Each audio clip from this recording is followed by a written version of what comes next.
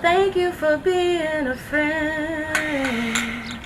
Travel down the road and back again. Your heart is true.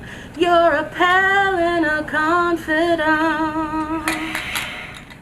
Good job. I had a fever of 102.4. I was coughing the dry cough, body aches, sweating, chills, just pretty much textbook from what we were seeing at that time. And so they said, yeah, we're going to admit you. And the next thing I remember is waking up in ICU, intubated. I don't remember getting in trouble. I don't remember getting to the point where I needed to be intubated. But I just remember waking up in the ICU, restrained, of course, so I wouldn't pull the tubes out. But it was kind of scary because I thought maybe I was intubated for 2 days, and come to find out, I believe it was 16 days total.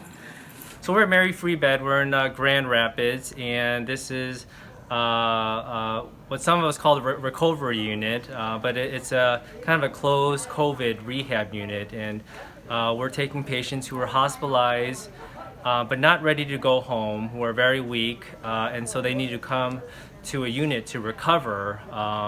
But given the contagiousness of COVID, it's very hard for any facility to kind of accommodate them because they don't want to get their whole unit or their home nursing home sick. And so, but we've created here a unit where we can take really even active COVID patients if we need to, and we can still safely treat them. They can kind of be treated together, and we're able to still, since this is sort of a physically isolated unit and all the staff are wearing full protective gear, you know, we can still protect our staff. So we have 18 beds, and we have patients from all over, actually a lot from the east side of Michigan. Everybody here, every department, whether it was PT, OT, respiratory, speech, they know exactly what you need to get you where you need to be. I couldn't say that I would be where I am today without your help. So you did all the hard work. We just helped to point you in the right direction. I really appreciate it, because it can be really scary when you're thinking that you're not going to get your life back, and I appreciate it, I really do. You're very welcome. You're amazing. I was just about to say, know that you are amazing. So, being a woman of faith, I prayed and I said, okay, God, I'm going to do everything I can to get my life back, to get my strength back. And I just pushed forward.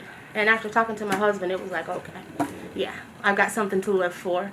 I've got a life to fight for. And he said the same thing, because I didn't know a week later, while I'm intubated, he got so sick. My sister went to check on him, and he wasn't answering the phone. He wasn't answering the door. So my sister-in-law said, call EMS. They got in to the house, and he was pretty much incoherent. Come to find out, he was positive for COVID, double pneumonia, kidneys were failing. He was history of diabetes. So they didn't have to intubate him when they mentioned that, because he doesn't like stuff like that. But who does? He started walking around. He was like, I'm not laying in this bed. This virus wants me to give up and die, and I'm not going to die. So he said he would walk around his room, and he would do his breathing exercises. And he said that really, really helped him. And after about a week, Beaumont sent him back home, and he's doing phenomenal. He's doing the virtual rehab through Mary Free Bed.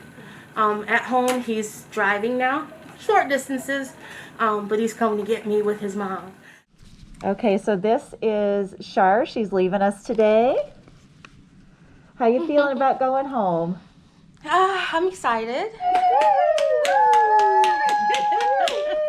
They came to see you on your way. Oh my gosh. Isn't that nice? Aww. And if you threw a party, invited everyone you knew, you would see the biggest gift would be from me, and the card attached would say, thank you for being a friend.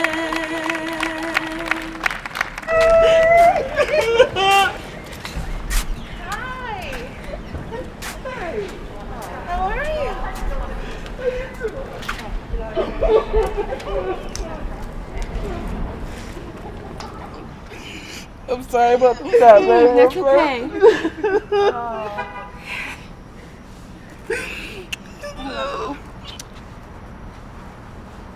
We got this. We got this.